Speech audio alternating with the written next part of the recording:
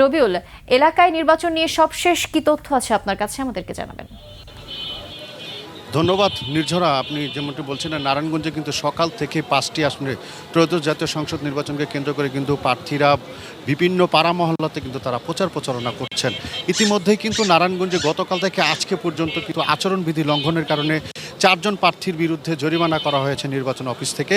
তাছাড়াও কিন্তু ভোটাররা কিন্তু তারা শঙ্কায় আছেন, আমাদেরকে জানিয়েছেন যে নির্বাচনের আগেই কিন্তু প্রার্থীদের বিরুদ্ধে প্রার্থীরা যেভাবে হুমকি দিচ্ছেন এবং পোস্টার ছিঁড়া হচ্ছে, তারা একটু শঙ্কায় রয়েছেন। তাছাড়াও কিন্তু ভোটাররা এবং প্রার্থীরাও কিন্তু আমাদেরকে জানিয়েছেন তারাও শঙ্কায় আছেন যে নির্বাচনের আগে তাদেরকেও বিভিন্ন জায়গায় এই হুমকির মুখে পড়তে হচ্ছে। তো আমার সামনে আপনারা দেখতে পাচ্ছেন যে একজন প্রার্থী নারায়ণগঞ্জ 4 আসনের খেলাপথ মজলিসের, তিনি প্রচারণা করছেন এবং এখন আমরা তার সাথে যুক্ত হব। তিনি আমাদেরকে জানাবেন আসলে নির্বাচনী পরিস্থিতি কেমন সাড়া পাচ্ছেন সাধারণ মানুষের কাছে।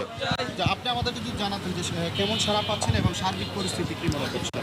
আলহামদুলিল্লাহ, আমাদের এই নারায়ণগঞ্জ 4 আসনের মধ্যে 5,40,000 ভোটার। ম্যাক্সিমাম ভোটারের ইচ্ছা এবার ইসলামী বাক্সে ভোট দিবে তারা। তো ইসলামী বাক্স হিসাবে আলহামদুলিল্লাহ আল্লাহ মামুনুল হক সাহেবের বাংলাদেশ খেলাফত মজলিসের রিক্সা প্রতীক এখানে আছে, ব্যাপক সাড়া পাচ্ছে আলহামদুলিল্লাহ। এখনও পর্যন্ত তো বিভিন্ন জায়গা থেকে বিভিন্ন প্রার্থীদের বিভিন্ন অভিযোগ শুনতেছি। আমরাও কাজকর্ম করতে গিয়ে টুকটাক বিভিন্ন জায়গায় সমস্যা হচ্ছে। তো আশঙ্কা তো আছে, নাশকতা সৃষ্টি করে কেউ সুবিধা নিবে, এরকম আশঙ্কা তো উড়িয়ে দেওয়া যাচ্ছে না। তো আপনি ধন্যবাদ আপনাকে। তো এই নির্বাচনের কিন্তু প্রার্থীরাও কিন্তু বললেন যে তারাও আশঙ্কা করছেন, ভোটারও আশঙ্কা করছেন।